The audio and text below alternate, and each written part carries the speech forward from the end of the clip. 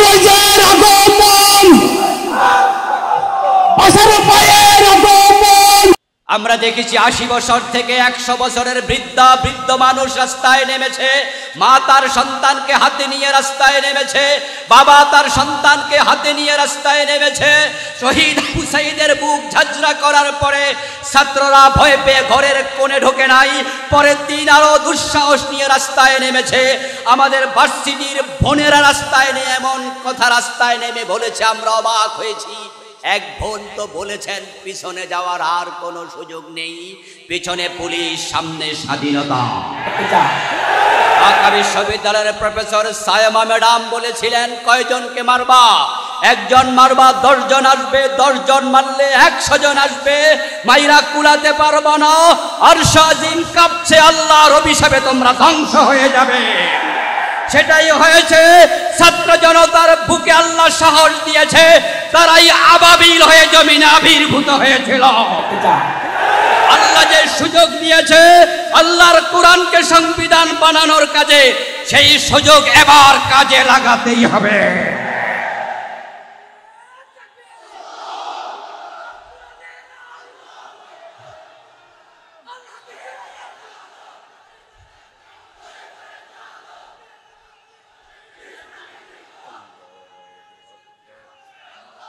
আমার প্রিয় ভাইয়ের, আল্লাহর কোরআনের পক্ষে আসলে জান্নাত পাওয়া যায়।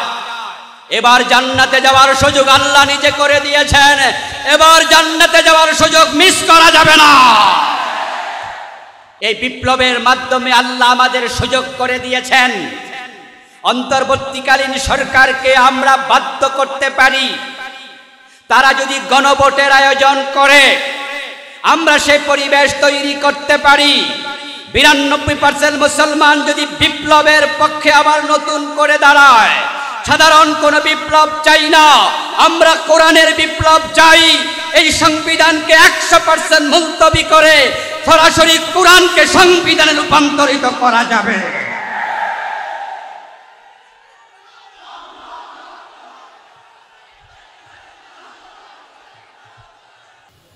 আলহামদুলিল্লাহি নাহমাদুহু ওয়া নাস্তাঈনুহু ওয়া নাস্তাগফিরুহু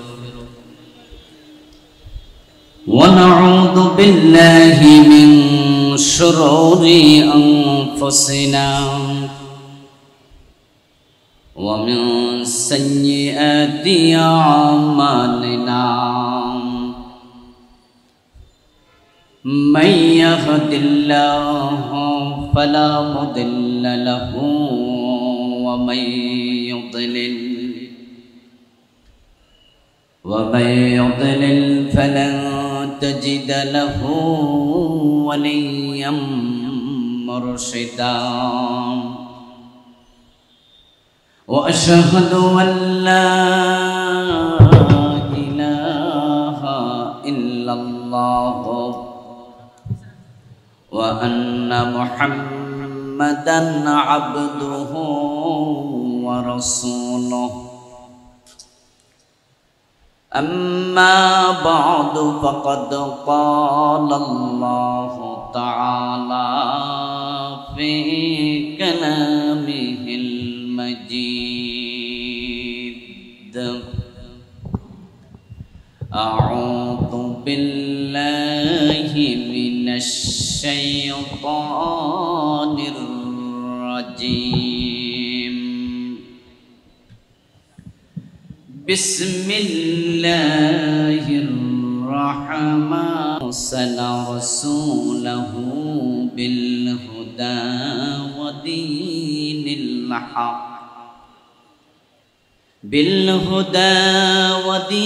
الحق ليظهره على الدين كله ولو كره المشركون. قال النبي صلى الله عليه وسلم: كانت بنو إسرائيل تسوسهم الأنبياء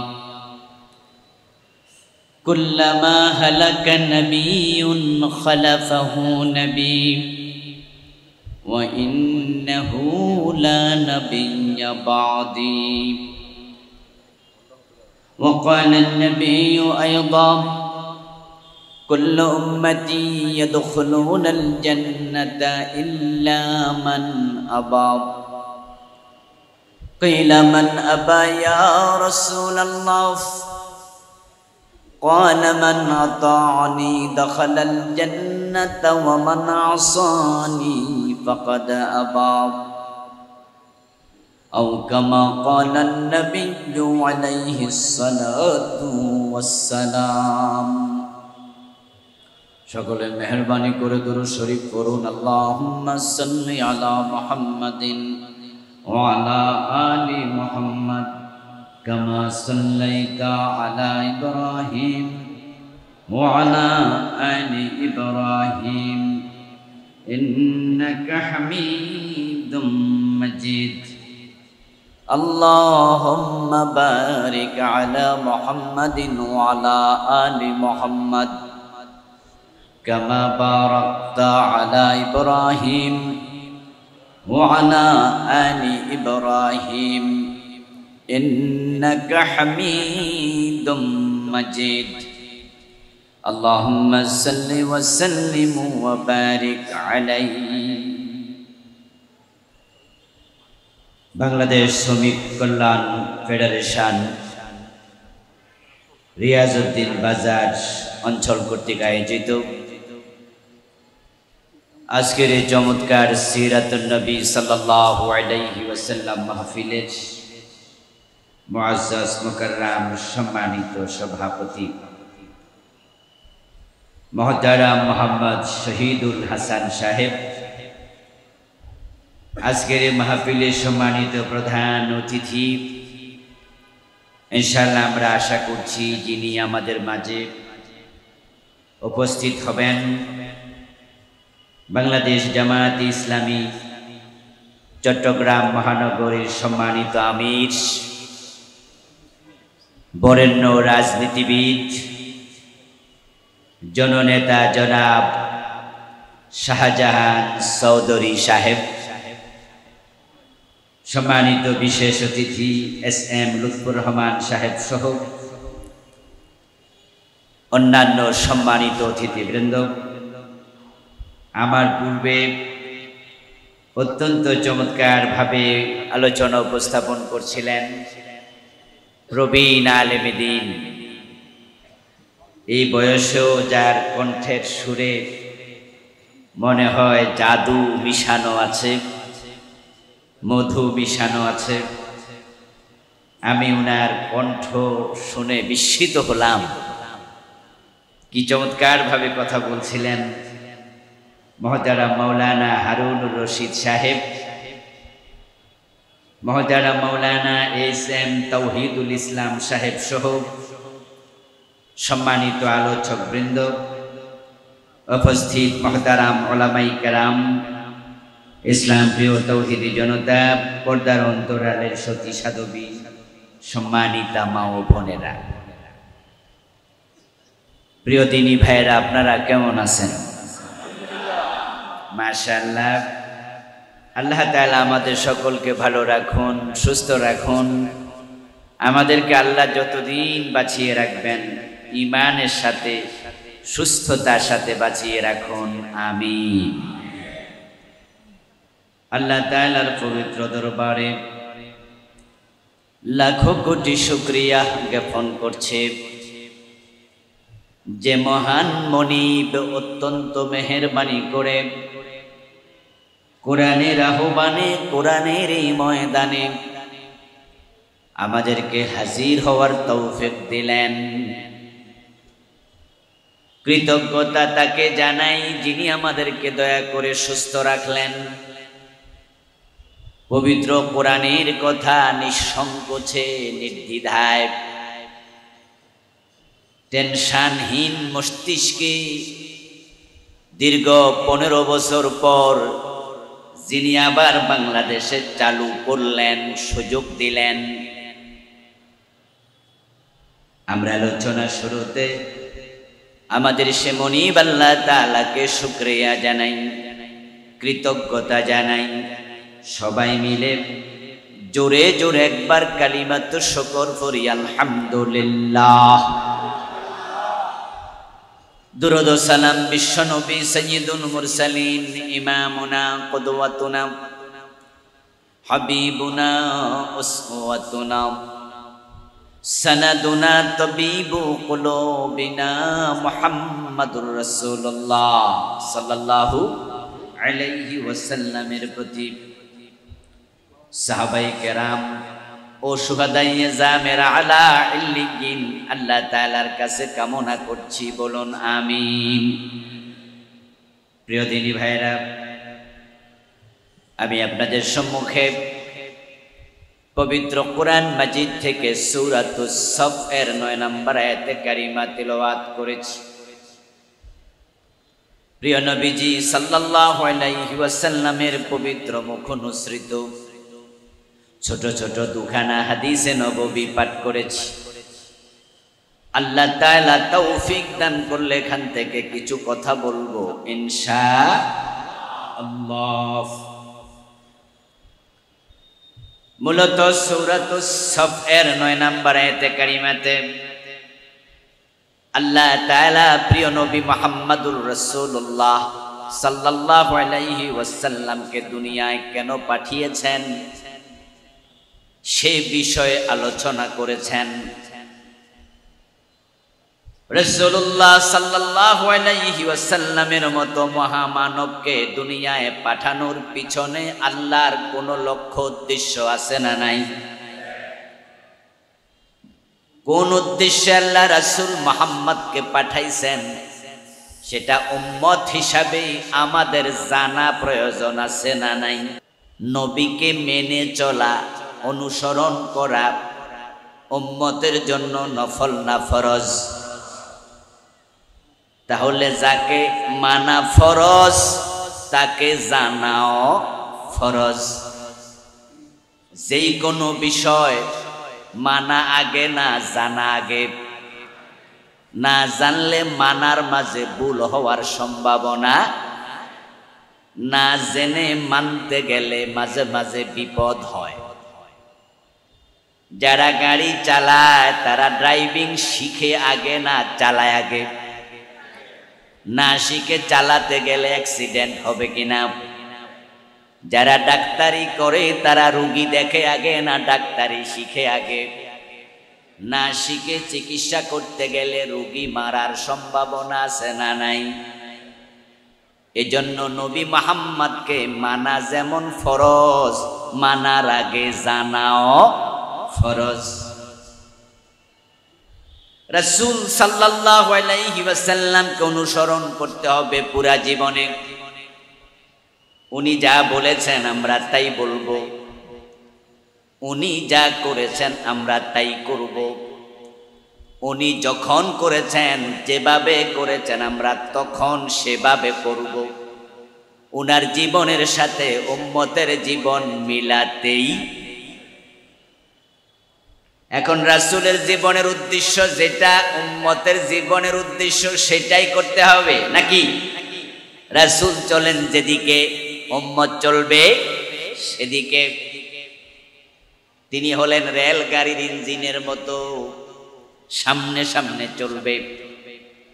আর আমরা হব রেল গাড়ির বগির মতো, ডাব্বার মতো। উনার সাথে অ্যাটাচ করে আমরা উনাকে ফলো করে জীবন চালাতেই হবে। উনি যেদিকে চলছেন আপনি উল্টা দিকে চললে জান্নাত পৌঁছা যাবে না। উম্মতের জান্নাত পাওয়ার জন্য নবীকে অনুসরণ করতেই হবে। এখন রাসূলকে আল্লাহ যে জন্য পাঠাইছেন, রাসূলের জীবনের লক্ষ্য যেটা, উম্মত তাদের জীবনের লক্ষ্য বানাতে হবে সেটাই। আল্লাহ তাআলা পবিত্র কোরআন মাজিদে 3টি সূরাতে রাসূলকে কেন পাঠাইছেন আল্লাহ নিজেই বলেছেন। সূরাতুস সফ আয়াত নাম্বার 9, সূরাতুল ফাতহ আয়াত নাম্বার 28, সূরাতুত তাওবা আয়াত নাম্বার 33, তিনটি সূরার ভিন্ন তিনটি আয়াতে আল্লাহ একই কথা বলেছেন তিনবার, যা আমি আমার নবীকে এজন্য পাঠাইছি। প্রিয় নবীজির জীবনের লক্ষ্য উম্মত আজকে বোঝে নাই, বুঝতে ব্যর্থ হয়েছে, অথবা যারা বুঝেছে তারা মানে না, মানতে ব্যর্থ হয়েছে। শুধু নবীর জীবনের লক্ষ্যটা না জানার কারণে 92% মুসলমানের বাংলাদেশে ইসলাম নাই, ইসলাম পাওয়া যায় না। যদি নবীর জীবনের লক্ষ্য উম্মত জানতো, তাহলে ধর্মনিরপেক্ষ সংবিধান দিয়া 53 বছর বাংলাদেশ চলার কথা না, অনেক আগেই আল্লাহর কোরআনে বাংলাদেশ চলত। রাসূলুল্লাহ সাল্লাল্লাহু আলাইহি ওয়াসাল্লাম যখন মদিনার প্রেসিডেন্ট হলেন, 10 বছর তিনি মদিনা নামক রাষ্ট্র চালালেন।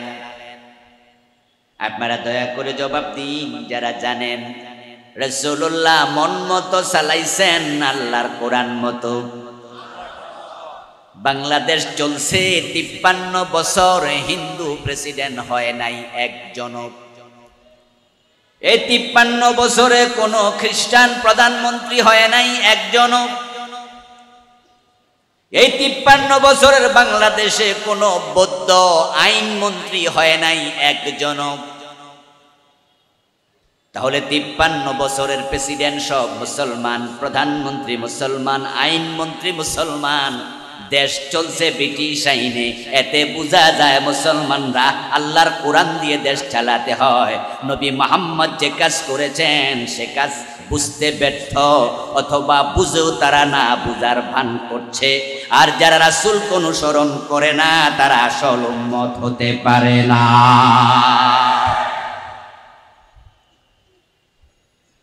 এই কোরআন ছেড়ে দেওয়ার কারণে হাসরের ময়দানে আল্লাহ তাআলা এই 53 বছর যারা বাংলাদেশ চালাইছে তাদের বিরুদ্ধে মামলা করবেন প্রিয় নবী আল্লাহর দরবারে।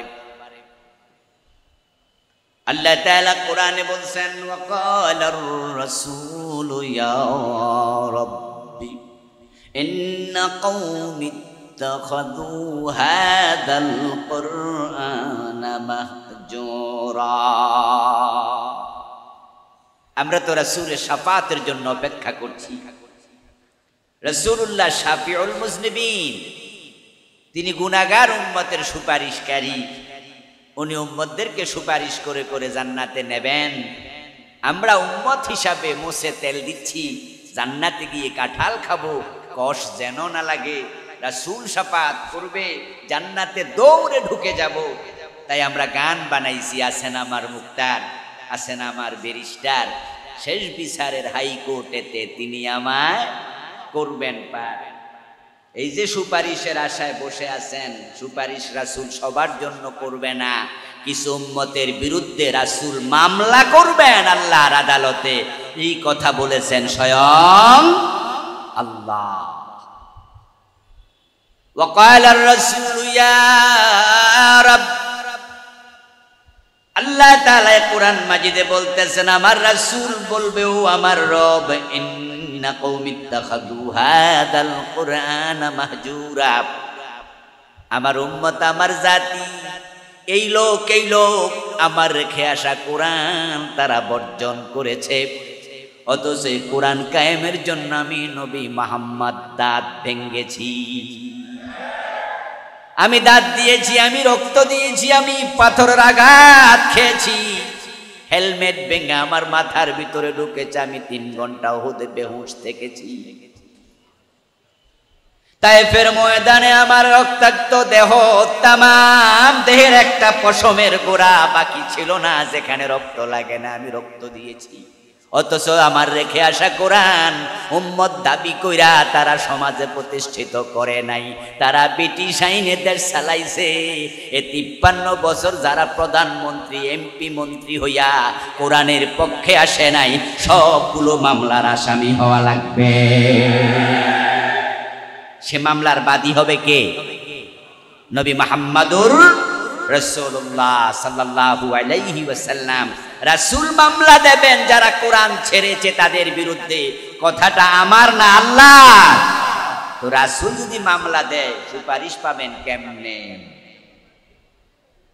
আখেরাতে রাসূলের সুপারিশ দরকার আছে না নাই? এজন্যই তো আমরা কোরআনের পক্ষে কথা বলি, কোরআনের আইনের কথা বলি। গত 15 বছর আমরা কথা বলার ভালো পরিবেশ পাই নাই, এরপরও জীবনের ঝুঁকে নিয়ে কোরআনের পক্ষে কথা বলেছি। কোরআনের পক্ষে কথা বলতে গিয়ে কত ভাই হাত দিয়েছে, পা দিয়েছে, চোখ দিয়েছে, জেলে গিয়েছে, অনেক আল্লাহর বান্দা ফাঁসির মঞ্চেও গিয়েছে। এরপরেও আখেরাতে মুক্তির চিন্তা মাথায় ছিল, তাই কোরআনের কথা বলা থেকে এক চুল পরিমাণ বিচ্যুত হয় নাই।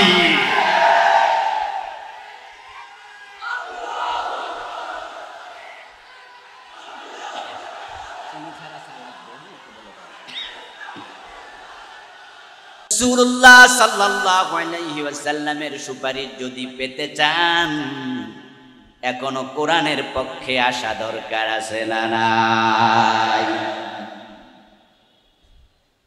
প্রিয় নবী সাল্লাল্লাহু আলাইহি ওয়াসাল্লামকে অনুসরণ অনুকরণ না করলে উম্মত হওয়া যাবে না। আর জোর করে যদি আপনি উম্মতের ভিতরে ঢুকেও যান, পরিচয় দেন আমি রাসূলের উম্মত, কিন্তু রাসূলকে অনুকরণ অনুসরণ করে জীবন না চালাইলে উম্মত হওয়ার পরেও জান্নাত পাওয়া যাবে না। রাসূলের উম্মত জাহান্নামী হবে এমন উম্মত আছে না নাই? বরং এ জাতীয় উম্মতের সংখ্যাই বেশি, যারা উম্মত হওয়ার পরও জাহান্নামী। কথাটি আমার নয়, এই কথাটিও বলেছেন আমাদের প্রিয় নবীজি। কালান নবী সাল্লাল্লাহু আলাইহি ওয়াসাল্লাম তাফতারিক উম্মতি আলা 73 মিল্লাহ। প্রিয় নবীজি বলছেন আমার উম্মত তারা 73 দলে বিভক্ত হয়ে যাবে। কুল্লুহুম ফিন্নারি ইল্লা ওয়াহিদা। 73 দলের মাঝে 72 দল হবে জাহান্নামী। তাহলে জান্নাতি হবে কয় দল? একটু দয়া করে কথা বলুন, জান্নাতি কয় দল, জাহান্নামী কয় দল? তাহলে উম্মতের মাঝে জান্নাতি বেশি না জাহান্নামী বেশি? কারা জাহান্নামী হবে? قال النبي صلى الله عليه وسلم كل امتي يدخلون الجنه। অন্য হাদিসে রাসূলুল্লাহ ব্যাখ্যা করছেন আমার সব উম্মত জান্নাতি ইল্লা মান আবা। তবে অস্বীকারী উম্মত তারা জান্নাতি হবে না, জাহান্নামী হবে। ওই হাদিস আর এই হাদিস দুটার সামনে আনলে বোঝা যায় অস্বীকারী উম্মতের সংখ্যাই বেশি। আমার সব উম্মত জান্নাতি, কিন্তু অস্বীকারী উম্মত জাহান্নামী। কালু ইমান ইয়া রাসূলুল্লাহ। সাহাবারা প্রশ্ন করলেন ইয়া রাসূলুল্লাহ অস্বীকারী উম্মত আবার কে? প্রিয় নবীজি জবাব দেন মান আতাআনি দাখালাল জান্নাহ ওয়া মান আসানি ফাকাদ আবা। যে ব্যক্তি আমি নবীকে অনুকরণ করে জীবন চালাবে সে হবে জান্নাতি। আর যে আমি নবীকে অনুসরণ করে ব্যক্তি জীবন, পারিবারিক জীবন, রাষ্ট্রীয় জীবন, আন্তর্জাতিক জীবন সাজাবে না, উম্মত দাবি করার পরও সে হবে জাহান্নামী। এই 53 বছর যারা দেশ চালাইছে তারা কি রাসূলুল্লাহর মদিনার 10 বছর কোরআনের আইন অনুসরণ করে বাংলাদেশটা কোরআন দিয়ে চালাইছে? চালায় নাই। বিপদ বিপদ। জান্নাতে তো সোজা না। হাসতে হাসতে পান চাবাতে চাবাতে জান্নাতে পৌঁছা যায় না, জান্নাতে যাওয়া কঠিন। এই জান্নাতের পথে চলতে গিয়ে নবী ইব্রাহিমকে অগ্নিকুণ্ডে নিক্ষিপ্ত হওয়া লেগেছে। এই জান্নাতের পথে চলতে গিয়ে বেলালকে গলায় রশি পরা লেগেছে। এই জান্নাতের পথে চলতে গিয়ে আমির হামজা কলিজা দিতে হয়েছে। এই জান্নাতের পথে চলতে গিয়ে হযরত ইমাম হুসাইনকে কল্লা দিতে হয়েছে। নবী মুহাম্মদ সাল্লাল্লাহু আলাইহি সাল্লামের মতো মহামানবকে দাঁত দিতে হয়েছে। আর আপনি ভাবছেন যে হাসতে হাসতে জান্নাত পাওয়া যায়, এত সোজা না। এই 53 বছর আল্লাহর কোরআন দিয়ে দেশ চলছে না। এজন্য যারা কোরআন বোঝে, ইসলাম বোঝে, তারাই তো তারা কখনো নিশ্চিন্তে ঘুমায় না, টেনশন করছে। এদিকে একবার যায়, ওদিকে একবার যায়, মানুষের বাড়িতে বাড়িতে যায়, বুঝাতে চায় কোরআনের কথা বলছে। পরিবেশ পক্ষে থাকুক আর বিপক্ষে থাকুক, চাকরি চলে যায়, জীবন চলে যায়, থামে না। তারা জান্নাতে যাওয়ার আগ পর্যন্ত থামবে না, তাদেরকে থামানো যাবে না। জান্নাত পাওয়া অত্যন্ত কঠিন কাজ। قال النبي صلى الله عليه وسلم شد الناس بلاء الأنبياء ثم الأمثل فالأمثل। প্রিয় নবীজি সাল্লাল্লাহু আলাইহি ওয়াসাল্লাম বলেন, এই জমিনে যত বিপদ এসেছে, মুসিবত এসেছে, সবচেয়ে বেশি বিপদের মুখোমুখি যারা হয়েছে তারা হলো আল্লাহর নবী। আল্লাহর নবীগণ সবচেয়ে বেশি বিপদের মুখোমুখি হয়েছে। করাত দিয়ে 2 টুকরা করে ফেলা হয়েছে এমন নবীও আছে। ইয়াকতুলুনান নাবিয়্যিনা বিগাইরি হক। কোরআনে আল্লাহ বলছে নবীদেরকে অন্যায়ভাবে শহীদ করা হতো, শহীদ। এই আয়াতের ব্যাখ্যায় প্রিয় নবীজি সাল্লাল্লাহু আলাইহি ওয়াসাল্লাম বলেছেন, বনি ইসরাইলের লোকেরা কোনো একদিন সকাল বেলায় একসাথে 43 জন নবীকে জবেহ করে দিয়েছে। 43 জনকে একসাথে জবে করে ফেলেছে। আমার প্রিয় ভাইয়েরা, প্রিয় নবীজি বলছেন আমার উম্মত হবে 73 দল, তার মাঝে জান্নাতি হবে মাত্র কয় দল? রাসূলের উম্মত কয় দল? চুপ করে আছেন কেন? বলেন তো, রাসূলের উম্মত কয় দল? 73 দল। আচ্ছা, আমাদের দেশে এমন কিছু পীর আছে, খতিব আছে, বক্তা আছে, আলেম আছে, যারা পরিচয় দিয়ে বলে আমি কোনো দল করি না। এ কথা বলার মতো পীর, দোস্ত, বুজুর্গ, খতিব আছে না নাই? উনারা বলেন উনি নাকি কোনো দল করে না। প্রিয় নবীজি বলতেছেন আমার উম্মত 73 দল, আর উনি কয় উনি কোনো দলে নাই। তাহলে বোঝা গেল রাসূলের উম্মতের ভিতরে উনার নামটাই নাই।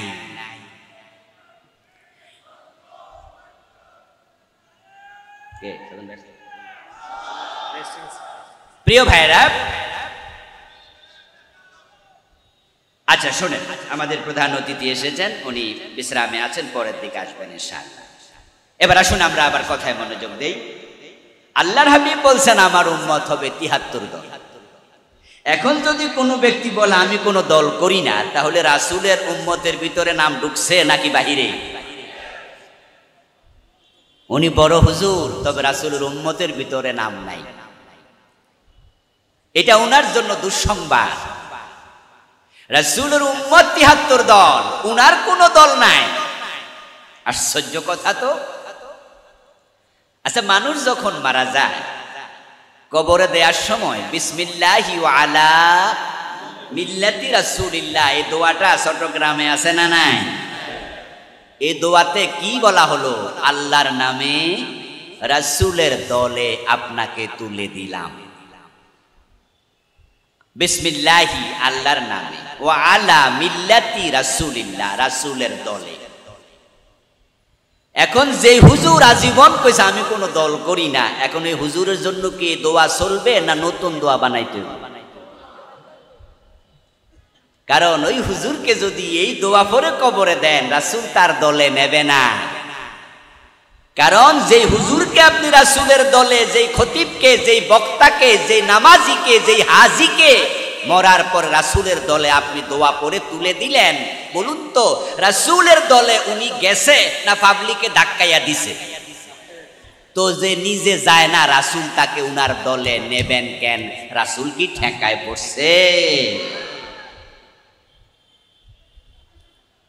আল্লাহর নবী বললেন তাফতারিক উম্মতি আলা 73 মিল্লাহ। আমার উম্মত 73 দলে বিভক্ত হবে, সবাই জাহান্নামী, জান্নাতি এক দল। এই কথা বলার সাথে সাথে কিলা মান ইয়া রাসূলুল্লাহ, একজন সাহাবী দাঁড়ায়া গেলেন। দাঁড়িয়ে তিনি প্রশ্ন করলেন, হে আল্লাহর নবী, একদল জান্নাতি, সে দল কোনটা? আমি চিনতে চাই, জানতে চাই।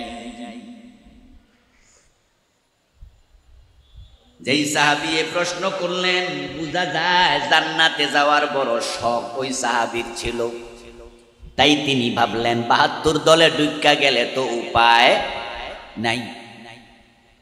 এখন জান্নাতি দল যদি একটা হয়, আমি সেটা জানতে চাই, চিনতে চাই। ও নবী, সে দল কোনটা আপনি বলেন। আজকের মাহফিলে আপনারা যারা আছেন, যদি জান্নাতে আপনিও ঢুকতে চান, জান্নাতি দল সেনা আপনারও দরকার আছে না নাই? তাহলে এই প্রশ্নটা ওই সাহাবীর একা না, এই প্রশ্নটা আমাদেরও প্রশ্ন। ও রাসূল, জান্নাতি দল কোনটা? ক্বালা মা আনা আলাইহি ওয়া আসহাবী। প্রিয় রাসূল জবাব দেন, আমি নবী মুহাম্মদ এবং আমার সাহাবারা যেই মত, যে পথের উপরে প্রতিষ্ঠিত, যদি তুমি সেই মত, সেই পথের উপর প্রতিষ্ঠিত হতে পারো, তুমিও হবে জান্নাতি। মা আনা আলাইহি, আমি নবী যার উপর, তুমি আসবে তার উপর। ও আসহাবী, এবং আমার সাহাবারা যার উপর প্রতিষ্ঠিত, তুমি সেখানে আসো। অমুক দল তমুক দল রাসূল বলেন নাই, বলেছেন আমি যার উপর, তুমি আসবে তার উপর। এই যে আল্লাহর হাবিবের হাদিস, এটার ব্যাখ্যা কি?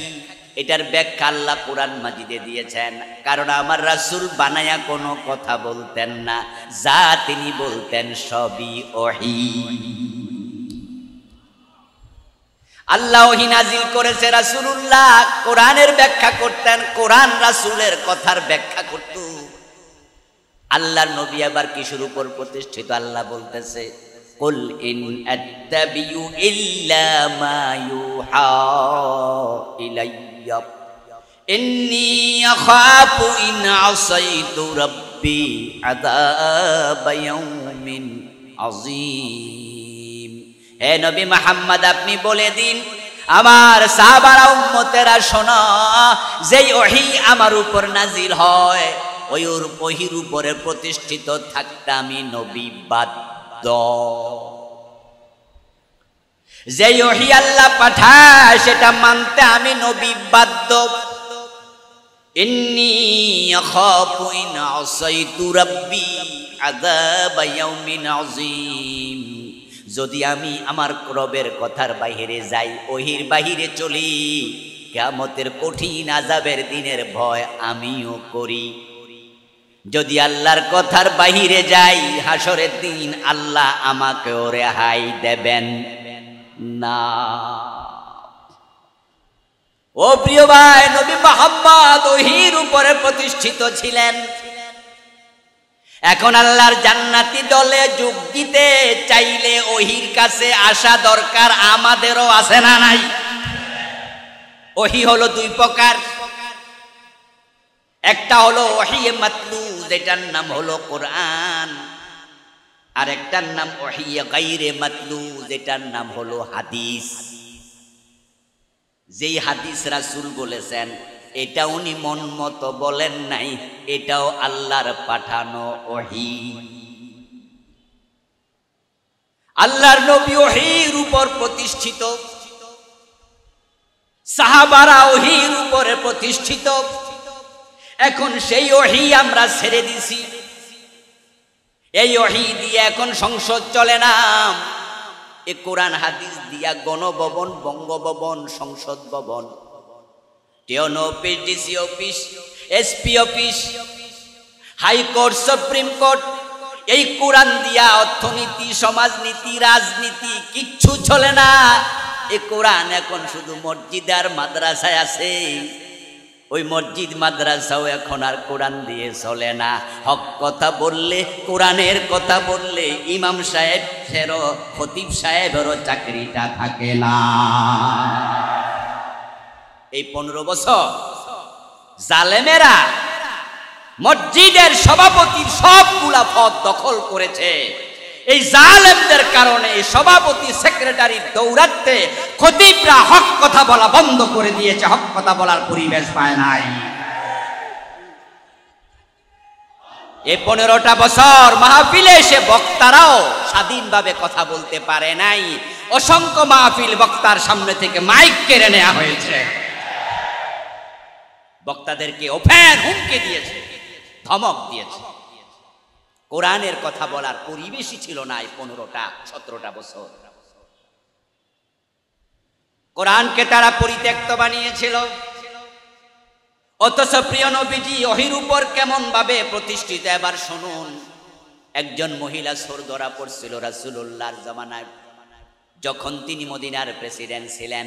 ওই মহিলা ছিলেন অবিবাহিতা এবং তিনি ছিলেন সম্ভ্রান্ত বংশের নারী। এর আগে কোনো চোরের হাত কাটার বিধান প্রিয় নবীজি দেনও নাই। এই বিধান তখন নাজিল হলো মাত্র। আল্লাহর হাবিব বললেন তার হাত কেটে দাও।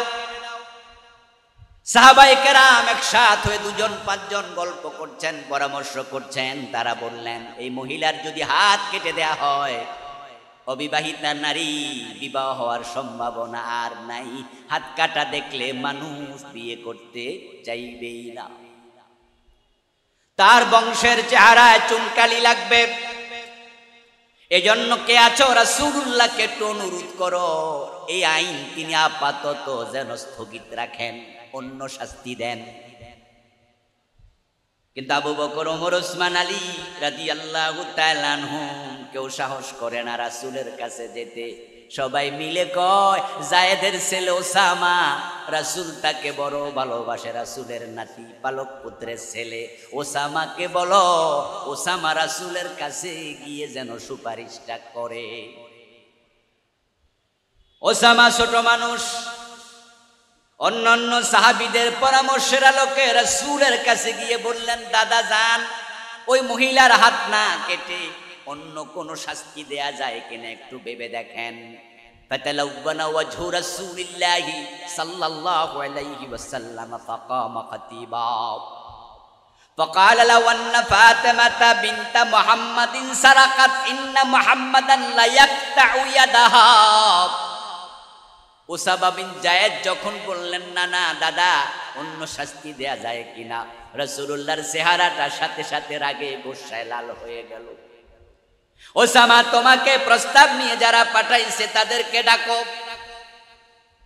আল্লাহর হাবিব দাঁড়ালেন, তাদের সামনে ছোট্ট একটা খুতবা দিলেন, সংক্ষিপ্ত একটা বক্তৃতা দিলেন।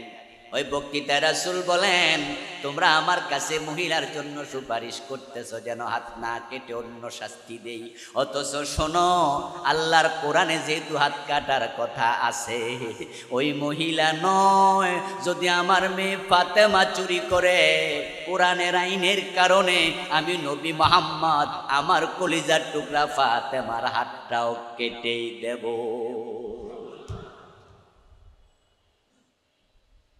আমি ফাতেমাকে ছাড় দিতে পারবো না, কারণ আমি যদি আল্লাহর কথার বাহিরে যাই হাসরের দিন আল্লাহ আমাকেও ছাড়বে না। ওহির বাহিরে যাওয়ার কোনো অধিকার নবী মুহাম্মাদেরও নাই। আমার রাসূল যদি উনার মেয়ে ফাতেমা চুরি করলে তার হাত কাটার ব্যাপারে দ্ব্যর্থহীন কণ্ঠে ঘোষণা দিয়ে থাকেন, এবার আপনাদের জবাব দিতে হবে বাংলার ভাইরা। 53 বছরে আমরা কয়জন চোরের হাত কাটছি? এই দেশে চোর আছে না নাই? এই যে 53 বছরে একজনেরও হাত কাটলেন না, হাসরের ময়দানে রাসূলের সামনে চেহারা দেখাবেন কেমনে? আমার রাসূল সেদিন বলবে কোরআন তারা পরিত্যাগ করেছে। এজন্য তো আমরা স্লোগান দেই আল্লাহর আইন চাই, সৎলোকের শাসন চাই। কারণ আল্লাহর আইন যখন কায়েম হয়ে যাবে তখনই চোরের হাত কাটা শুরু হবে। চোরের হাত কাটার জন্য দেশে আল্লাহর আইন দরকার আছে না নাই?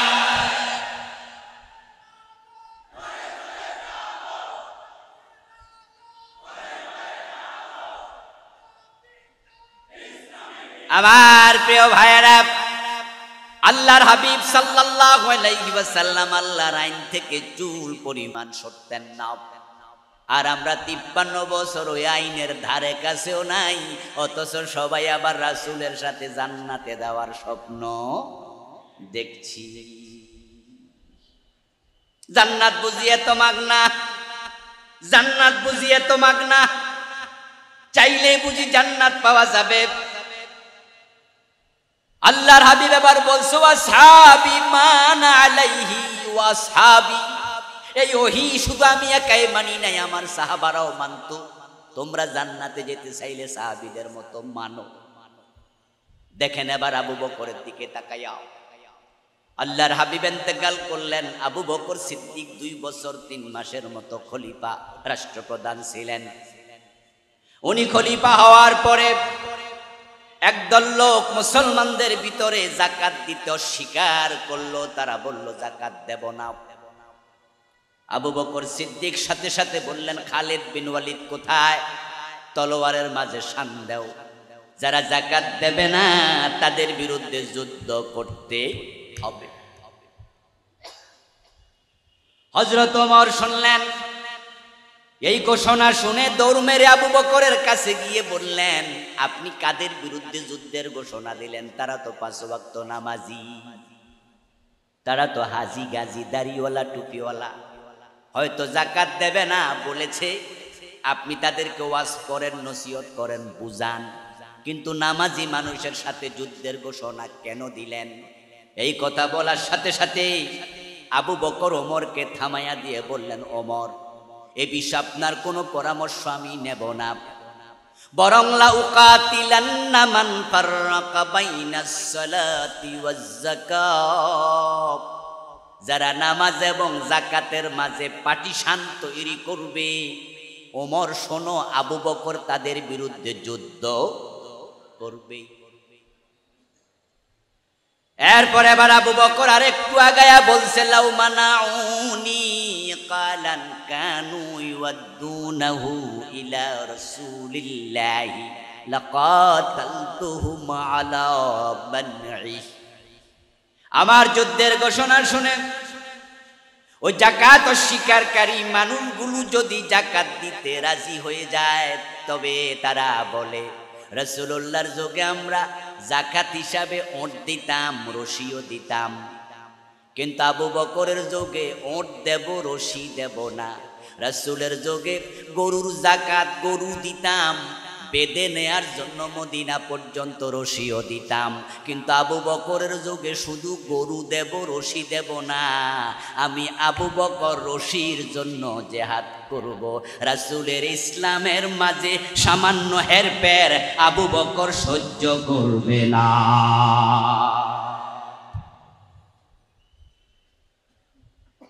হযরত ওমর অতটুকু শোনার পরে বললেন, ফাআলিমতু ফাআরিফ আন্নাল্লাহ কাদ শাররাহা সাদরা আবি বকরিন লিল হক। আবু বকরের অন্তরকে আল্লাহ ইসলামের জন্য খুলে দিয়েছেন। আবু বকরের শেষ কথা শুনে আমি বুঝতে পারছি আমি ভুল বুঝেছি, আবু বকর ঠিক বুঝেছে। কারণ রাসূলের ইসলাম যেমন, আমাদের ইসলামও হবে হুবহু তেমন।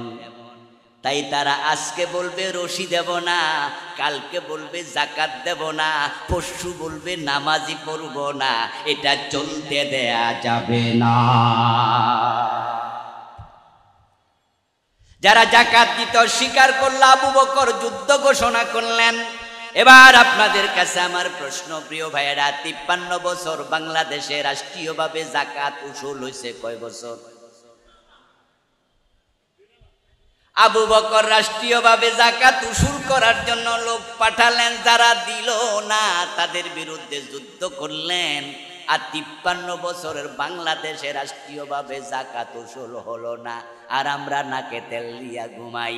আবু বকর যদি থাকতেন, বাংলাদেশে যারা যাকাত দিচ্ছে না তাদের বিরুদ্ধে যুদ্ধ ঘোষণা করতেন। যাকাত আদায় করা ফরজ, এটা রাষ্ট্রের জন্য আবশ্যক। তুখাযু মিন আগনিয়াইহিম ফাতুরাদ্দু ইলা ফুকারাইহিম প্রিয় নবীজি সাল্লাল্লাহু আলাইহি ওয়াসাল্লাম বলেছেন, ধনীদের থেকে যাকাত উসুল করা হবে, গরিবের মাঝে বন্টন করা হবে, এটা রাষ্ট্রের দায়িত্ব। সূরা হজের মাঝে আল্লাহ বলেছেন, আল্লাযীনা ইম্মাক্কান্নাহুম ফিল আরদি আকামুস সালাহ ওয়া আতাউয যাকাত ওয়া আমারু বিল মা'রুফ ওয়া নাহাউ আনিল মুনকার। যদি কোনো জায়গায় কোন জমিনে আমি আল্লাহ মুসলমানদেরকে রাষ্ট্র ক্ষমতা দেই, তাদের জন্য আমি আল্লাহর 4টা দায়িত্ব প্রদান করা হলো। আমি আল্লাহর পক্ষ থেকে 1 নাম্বার আইন করে তারা নামাজ কায়েম করবে। 53 বছরের বাংলাদেশে নামাজ পড়ুন নামাজ পড়ো, পীর সাহেব বলে নামাজ পড়ো, হুজুর বলে নামাজ পড়ো, ইমাম বলে নামাজ পড়ো, সবাই বলে পড়ো, কিন্তু ফজরের টাইমে মসজিদে গেলে মসজিদে খালি 1 কাতার 2 কাতার 1.5 কাতার আধা কাতার। গ্রামে গঞ্জে এমন মসজিদও আছে ইমাম আর মুয়াজ্জিন কোনো মুসল্লি। মাগরিবের টাইমে দেখবেন মসজিদে নামাজ পড়ে বের হয়ে বারান্দায় দাঁড়ায় মসজিদে আসছে কতজন, দোকানে আছে কত হাজার। মন চাইলে নামাজ পড়ে, মন চাইলে পড়ে না। জাতীয় মসজিদ বাইতুল মুকাররমে গিয়ে দেখবেন দোতলায় নামাজ চলছে, নিচতলায় দোকানদারি চলছে, দোকান বন্ধ করে না। কিন্তু ইসলাম যখন আসবে, কোরআন যখন কায়েম হবে, আজানের সাথে সাথে দোকান বন্ধ করতে বাধ্য করা হবে। যারা দোকান বন্ধ করবে না, ব্যবসার লাইসেন্স বাতিল হবে, দৌড়ে জেলে ঢুকানো হবে। ইমাম আবু হানিফা, শাফি, মালিক, আহমদ ইবনে হাম্বল রাহিমাহুমুল্লাহ 4 ইমাম একমত, যদি বালেগ লোক নামাজ না পড়ে তাকে জেলে দিতে হবে। এই আইন যদি বাংলাদেশে শুরু হয়, তাহলে 6 মাস 1 বছরের ব্যবধানে মসজিদে যাওয়ার বলা লাগবে না, বরং বাজারের মসজিদে 3 বার 5 বার 10 বার জামাত হবে, মুসল্লি জায়গা দেয়া যাবে না।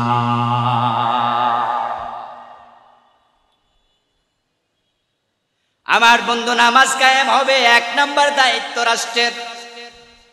দ্বিতীয় দায়িত্ব হলো আতাউয যাকাত, যাকাত আদায় করবে।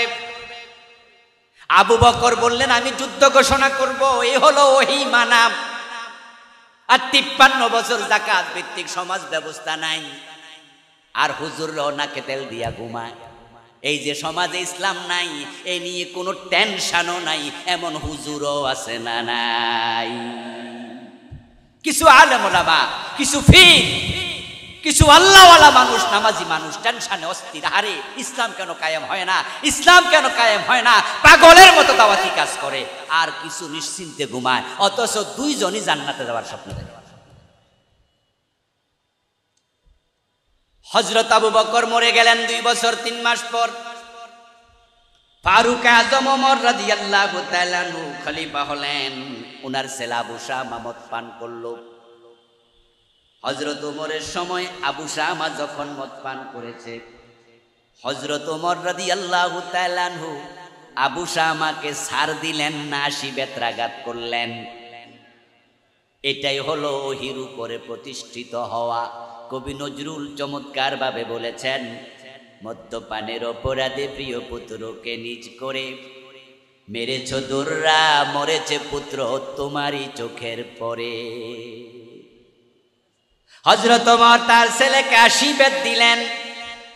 এবার আপনারা একটু জবাব দেন, বাংলাদেশে মদ পানকারী আছে না নাই? কথা বলতে হবে, মদ পানকারী আছে না নাই? 5 স্টার হোটেলগুলোতে মদের লাইসেন্স দেয়া হয়, এমন পরিবেশ বাংলাদেশে এখনো চলছে কিনা? আচ্ছা, 80 বেত লাগাইছেন কয়দিন? ওভেন মদ পান করছে। 5 স্টার হোটেলগুলোতে মদের বার আছে, শুধু মদই পান করে না, মদ খাইয়া লাফানোর জন্য নর্তকীর ব্যবস্থা আছে। 80 বেত কই? ওমর তো নিজের ছেলেকেও ছাড় দিলেন না। মানা আলাইহি ওয়াসহাবি, যার উপর আমি প্রতিষ্ঠিত, আমার সাহাবারা প্রতিষ্ঠিত। আবু বকর রহিমেনে দেশ চালাইছে, ওমর রহিমেনে অর্ধ দুনিয়া চালাইছে। আজকের মাহফিলের সম্মানিত প্রধান অতিথি, আলহামদুলিল্লাহ, বীর চট্টলাস ইসলামী আন্দোলনের সম্মানিত সিপাহ সালার, চট্টগ্রাম মহানগরী বাংলাদেশ জামাত ইসলামীর সম্মানিত আমির, সাবেক সংসদ সদস্য, নন্দিত জননেতা জনাব শাহজাহান চৌধুরী হাফেজাহুল্লাহ মোহতারাম এসেছেন। পাতার প্রাসাদ তোমার বারে বারে গেছে খসে। ওমরের সময় পারস্য বিজয় হয়েছে, রোম সাম্রাজ্য বিজয়ী হয়েছে হযরত ওমরের সময়। পৃথিবীর অর্ধেকটা তিনি পরিচালনা করেছেন দীর্ঘ 10 বছর। আপনাদের কাছে একটু জানবো, দয়া করে জবাব দিন, ওমর যখন দেশ চালাইলেন মন মতো চালালেন না কোরআন মতো? তো মা আনা আলাইহি ওয়া আসহাবি, জান্নাতি দল একটাই, যে দল ওহির উপর প্রতিষ্ঠিত, আমি নবী আমার সাহাবাদের মতো। এখন আপনারাও যদি জান্নাতে যেতে চান, আল্লাহর কোরআনের উপর ওহির উপরে আমাদের বাংলাদেশকে প্রতিষ্ঠিত করা দরকার আছে না নাই? সে সুযোগ এবার আল্লাহ আমাদের করে দিয়েছেন। এমন সুযোগ 53 বছরে আসে নাই। অগাস্ট বিপ্লবের মাধ্যমে, জুলাইয়ের আন্দোলনের মাধ্যমে এই কোরআনকে সংশোধনে আর সুযোগ এবার আল্লাহ নিজে করে দিয়েছেন। আপনারা জানেন যে এই বিপ্লবের কারণে সংবিধানের অনেকগুলো ধারা বর্তমানে স্থগিত আছে। যেমন প্রধানমন্ত্রীর ধারাটা চলমান না স্থগিত, মন্ত্রী পরিষদ যেটা, ওদের কার্যক্রম কি চলমান না স্থগিত। এমনই ভাবে অনেকগুলো ধারা এখন অচল, কারণ বিপ্লবটা সংবিধান মেনে হয় নাই। যিনি দেশ ছেড়ে পালায়া গেছে তিনিও সংবিধান মেনে পালান নাই। যেহেতু সংবিধানের অসংখ্য ধারা স্থগিত আছে, এই বিপ্লবের মাধ্যমে আল্লাহ আমাদের সুযোগ করে দিয়েছেন। অন্তর্বর্তীকালীন সরকারকে আমরা বাধ্য করতে পারি, তারা যদি গণভোটের আয়োজন করে আমরা সেই পরিবেশ তৈরি করতে পারি।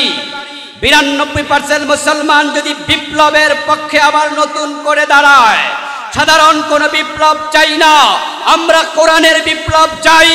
এই সংবিধানকে 100% মুলতবি করে সরাসরি কোরআনকে সংবিধানে রূপান্তরিত করা যাবে।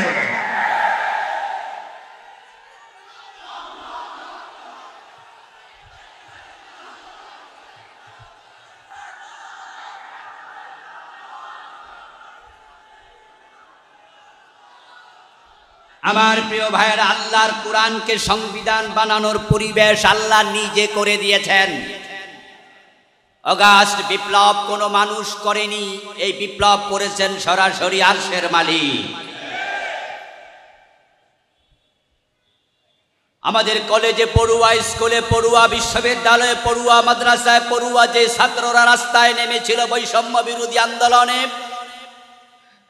তাদের মাঝে এমন অনেকে ছিল যারা আন্দোলন বোঝে না, কোটা বোঝে না, বৈষম্য বোঝে না। আমরা আজকের পত্রিকায় দেখেছি 105 জন শিশু জীবন দিয়েছে এই আন্দোলনে। ওরা আসলে আন্দোলনও বোঝে না, ছোট মানুষ, শিশু। আমরা দেখেছি 80 বছর থেকে 100 বছরের বৃদ্ধ মানুষ রাস্তায় নেমেছে, মা তার সন্তানকে হাতে নিয়ে রাস্তায় নেমেছে, বাবা তার সন্তানকে হাতে নিয়ে রাস্তায় নেমেছে। শহীদ হুসাইনের বুক ঝাঁঝরা করার পরে ছাত্ররা ভয় পেয়ে ঘরের কোণে ঢোকে নাই, পরের দিন আরো দুঃসাহস নিয়ে রাস্তায় নেমেছে। আমাদের ভার্সিটির বোনেরা রাস্তায় নেমে এমন কথা রাস্তায় নেমে বলেছে, আমরা অবাক হয়েছি। এক বোন তো বলেছেন পিছনে যাওয়ার আর কোনো সুযোগ নেই, পিছনে পুলিশ, সামনে স্বাধীনতা। ঢাকা বিশ্ববিদ্যালয়ের প্রফেসর সায়মা ম্যাডাম বলেছিলেন, কয়জনকে মারবা? একজন মারবা 10 জন আসবে, 10 জন মারলে 100 জন আসবে, মাইরা কুলাতে পারবা না, আরশ আজিম কাঁপছে, আল্লাহর অভিশাপে তোমরা ধ্বংস হয়ে যাবে। সেটাই হয়েছে। ছাত্র জনতার বুকে আল্লাহ সাহস দিয়েছে, তারাই আবাবিল হয়ে জমিনে আবির্ভূত হয়েছিল। আল্লাহ যে সুযোগ দিয়েছে আল্লাহর কোরআনকে সংবিধান বানানোর কাজে, সেই সুযোগ এবার কাজে লাগাতেই হবে।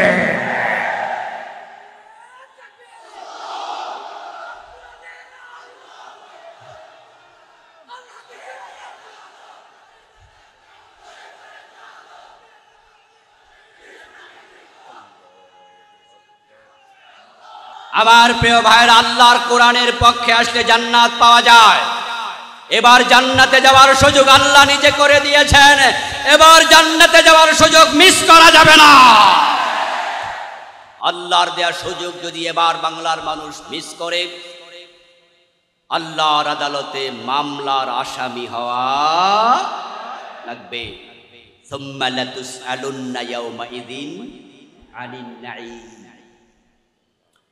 জামাত ইসলামীর মতো বিশাল রাজনৈতিক সুশৃঙ্খল দল বিগত 15 বছরে সরকার পতন করার মতো কোনো আন্দোলন গড়ে তুলতে পারেনি।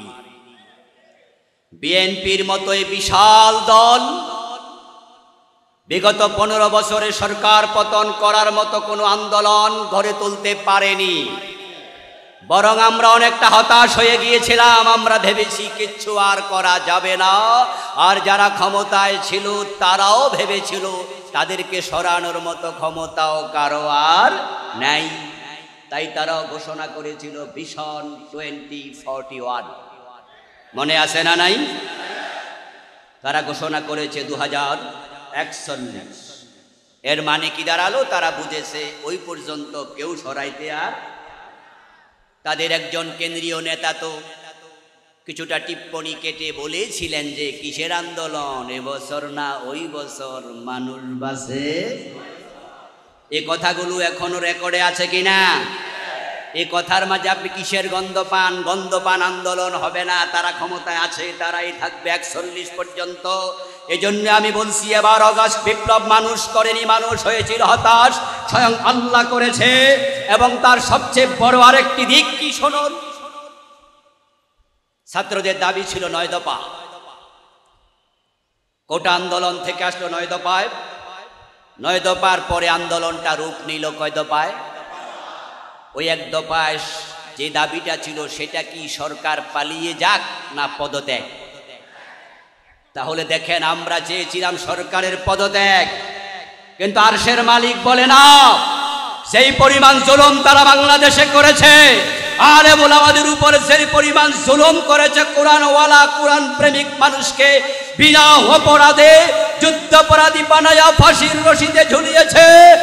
3.5 লাখ মসজিদের খতিবের কণ্ঠনালী চেপে ধরেছে। তাদের অনুমতি ছাড়া তাফসীর মাহফিলে কথা বলা যেত না। আল্লাহ চেয়েছেন পদত্যাগ না, তাদেরকে এই দেশে আল্লাহ থাকতে দেবেন না।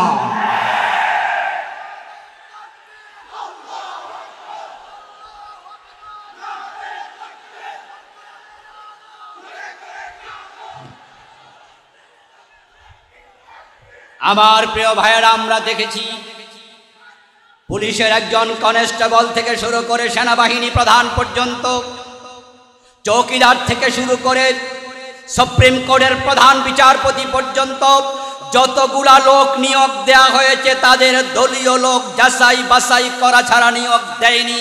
ক্ষমতাকে এতটা পাকাভুক্ত করার পরে পালাতে হবে কেন? আমরা তো পালাতে বলিনি, বরং যারা নিয়োগ দিয়েছে তাদের সেনাবাহিনীর প্রধান বলেছে, ম্যাডাম 45 মিনিটের বেশি সময় নাই, নিজের রান্না করা খাবারটা খেয়ে যাওয়ার সময় দেয়া হয় নাই। তার কলিজার ভিতরে ভয় ঢুকিয়ে দিয়েছেন কে? অগাস্ট বিপ্লব যে আল্লাহ নিজে করেছেন, সে আল্লাহর কোরআনের পক্ষে এবার ঐক্যবদ্ধ হওয়ার বিকল্প। আলহামদুলিল্লাহ, ইতিমধ্যে আমরা এদেশে কোরআনের বিপ্লবের গন্ধ পাচ্ছি। এদেশের মানুষ এখন ইসলামী আন্দোলনের প্রতি তাদের আশা আকাঙ্ক্ষা আগের চেয়ে 100 গুণ বাড়িয়ে দিয়েছে। সাধারণ মানুষের কণ্ঠে কোরআনের বিপ্লবের ধ্বনি শোনা যাচ্ছে। এখন প্রয়োজন আলেম ওলামাদের ইখতিলাফ ভুলে গিয়ে এক মঞ্চে উঠে যাওয়া। আমরা যদি ইসলাম ওয়ালারা এক হতে পারি, বিশেষ করে আলেমরা যদি আমরা এক জায়গায় আসতে পারি, আগামীর বাংলাদেশ হবে ইসলামের বাংলাদেশ। ইখতিলাফ আমরা আগে করেছি, কিছু ইখতিলাফ এখনো করছি। ইসলামের কিছু মাসআলার ইখতিলাফ কিয়ামত পর্যন্ত থাকবে। এটা ইসলামের ডাইভার্সিটি, এটা ইসলামের সৌন্দর্য। সাহাবীদের মাঝেও ছোটখাটো কিছু ইখতিলাফ ছিল। চার মাযহাবের ইমাম যদি সব মাসআলায় একমত হতেন, মাযহাব ৬০টা হওয়ার দরকারও ছিল না। একই মায়ের পেটের দুই সন্তান, সব বিষয়ে তারাও তো একমত হয় না। Many man many minds. মানুষ যখন বেড়ে যায়, চিন্তার ভিন্নতাও বেড়ে যায়। কেউ হাত নাভির নিচে বাঁধে, কেউ বুকের উপরে বাঁধে, ইখতিলাফ ছিল, এটা থাকবে। কেউ জোরে আমিন বলে, কেউ আস্তে আমিন বলে, ইখতিলাফ ছিল, এটা থাকবে। কিন্তু দিন শেষে আমরা এক জায়গায়, এক মোহনায় গিয়ে তো মিলিত হই। ও প্রিয় ভাই, নাভির নিচে কেন হাত বাঁধো? উত্তর দেয় হাদিসে আছে, তাই বাঁধে। জিজ্ঞাসা করা হলো, আপনি ভাই বুকের উপরে হাত কেন বাঁধেন? একই উত্তর, হাদিসে আছে, তাই বাঁধি। প্রশ্ন করা হয়, আপনি আমিন কেন জোরে বলেন? উত্তর দেয়, হাদিসে আছে, তাই জোরে বলি। আপনি কেন আমিন আসতে বলেন? তিনিও বলে, হাদিসে আছে, তাই আসতে বলি। ইখতিলাফ যেখানে থাকুক, সব জায়গায় দলিল কোরআন হাদিসে খুঁজি। কোরআন হাদিস নিয়ে তো কোনো ইখতিলাফ নাই, যে কোরআন হাদিস নিয়ে আমরা ঐক্যবদ্ধ আছি।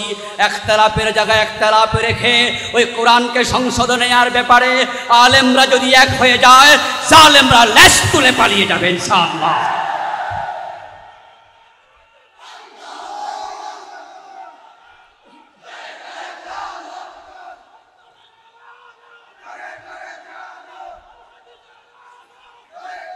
আমার প্রিয় ভাইয়েরা, আল্লাহর কোরআন যদি সমাজে কায়েম হয়, প্রিয় নবীজির জীবনের লক্ষ্যই তো ছিল দ্বীনের বিজয়। হুয়াল্লাযী আরসালা রাসূলাহু বিল হুদা ওয়া দীনিল হক লিইয়ুযহিরাহু আলাদ দীনি কুল্লি। যেটা আজকে আমার আলোচনার প্রতিপাদ্য মূল পয়েন্ট, নবীজির জীবনের লক্ষ্য। আল্লাহ বলছেন, তিনি আল্লাহ যিনি তার রাসূলকে প্রেরণ করেছেন জমিনে দ্বীন হক ইসলাম দিয়ে, হুদা মানি কোরআন দিয়ে, লিইয়ুযহিরাহু আলাদ দীনি কুল্লি। কোরআন এবং ইসলাম প্রিয় নবীজিকে আল্লাহ দিয়েছেন উদ্দেশ্য, তিনি সমাজে কোরআনের বিজয় করে দেবেন। যত মত আছে, পথ আছে, মানুষের বানানো তন্ত্র আছে, মন্ত্র আছে, সংবিধান আছে, আদিয়ানে বাতেল আছে, সবগুলোর উপরে নবী মুহাম্মদ ইসলামকে বিজয়ী করবেন। আল্লাহ জন্য পাঠিয়েছেন আমার নবী মুহাম্মদুর রাসূলুল্লাহ সাল্লাল্লাহু আলাইহি ওয়াসাল্লাম ইসলামকে বিজয়ী করে তারপর দুনিয়া থেকে বিদায় নিয়েছেন। এখন রাসূলের জীবনের লক্ষ্য কোরআনের বিজয় হলে আমাদের জীবনের লক্ষ্য কোরআনের বিজয়কে বানাতেই হবে। প্রিয় নবীজি সাল্লাল্লাহু আলাইহি ওয়াসাল্লাম মক্কায় পারেননি, 13 বছর চেষ্টা করেছিলেন। কেন পারেননি মক্কায় দ্বীনের বিজয় করতে? কারণ মক্কার সংসদে দারুন নাদওয়াতে আবু জেহেলরা কোরআন নিয়ে প্রবেশ করতে রাসূলকে দেয় নাই। ঠিক বাংলাদেশও কোরআনের বিজয় হয় নাই, কারণ 53 বছরে কোরআনকে সংসদে নিতে ওরা দিচ্ছে না। ওরা সংসদে কোরআন তেলাওয়াত করে, কিন্তু কোরআনের আইন মানতে রাজি না। আল্লাহর হাবিব সাল্লাল্লাহু আলাইহি সাল্লাম মদিনায় গেলেন, কোরআনের আলোকে 10 বছর দেশ চালালেন, দ্বীনের বিজয় হয়ে গেল। এখন আমরা যেহেতু এবার সুযোগ পেয়েছি, আমরা আল্লাহর কোরআনটাকে সংবিধান বানাতে চাই। কোরআন যদি সংবিধান হয়, আপনাদের কারো লস আছে? বরং শান্তি কাকে বলে, প্রগতি, সমৃদ্ধি, উন্নতি কাকে বলে, কোরআন আসার পরে দেখবেন গোলাপ ফুল দেখতে সুন্দর, তার পাপড়ির দিকে তাকালে চোখ আনন্দে ভরে যায়, নাকের কাছে নিলে তার সুগন্ধে মন ভরে যায়, চাপ দিলে আতর বের হয়। কিন্তু এই গোলাপ যদি ফুটতে না দেন, কলিতে থাকে, তার পাপড়িতে গন্ধ নাই, সুগন্ধ নাই, দেখতে আনন্দ নাই, চাপ দিলে আতর নাই। এটাকে ফুটতে দিতে হবে তো। কলির গোলাপে তো সৌন্দর্য থাকে না। এ কোরআনের সৌন্দর্য, ইসলামের সৌন্দর্য সমাজে প্রতিষ্ঠিত করে দেখো কোরআনকে, তখনই দেখবি ইসলাম মানে শান্তি। কোরআনকে মসজিদের গিলাফ থেকে, তাকের উপর থেকে ধরে নিয়ে সংসদে ঢুকাও, সমাজে কোরআনের আইন কায়েম করে দেখো। জাহিলিয়াত চলে গেছে যেভাবে, নব্য জাহিলিয়াত চলে যাবে সেভাবে। রাসূলের জামানার পরে ওমরের জামানায় যাকাত খাওয়ার লোক যেমন খুঁজে পাওয়া যায়নি, যাকাত বিভাগের কর্মচারী টাকা নিয়ে ঘুরতো, যাকাত খাওয়ার লোক ছিল না। বাংলাদেশে কোরআন কায়েম করে দেখো, যাকাত ভিত্তিক অর্থ ব্যবস্থা চালু হওয়ার পরে এক যুগের ব্যবধানে বাংলাদেশও গরিব থাকবে না।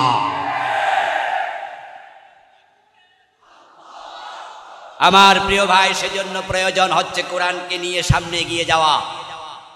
আজকের এই মাহফিল থেকে আমরা আমাদের যত মত আছে, পথ আছে, সব ভুলে গিয়ে যত ইখতিলাফ আছে, কেউ কিয়াম করে, কেউ কিয়াম করে না, কেউ ঈদে মিলাদুন নবী পালন করে, কেউ সিরাতুন নবী পালন করছেন। এখানে আহলে হাদিসের ভাই আছেন, হানাফি আছেন, আমরা এক একজন এক এক চিন্তায় দর্শনে আছি, কিন্তু কোরআন সুন্নাহর ব্যাপারে যেহেতু আমরা এক, এইবারে কমপক্ষে কোরআনের ব্যাপারে এক হয়ে যাব, ইনশাআল্লাহ বিপ্লব কোন জালেমরা ঠেকাতে পারবে না।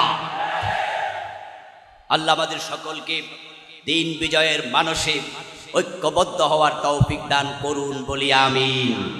হাদা মা ইনদি ওয়াল ইলমু ইনদাল্লাহ। আইয়ুবী মিডিয়া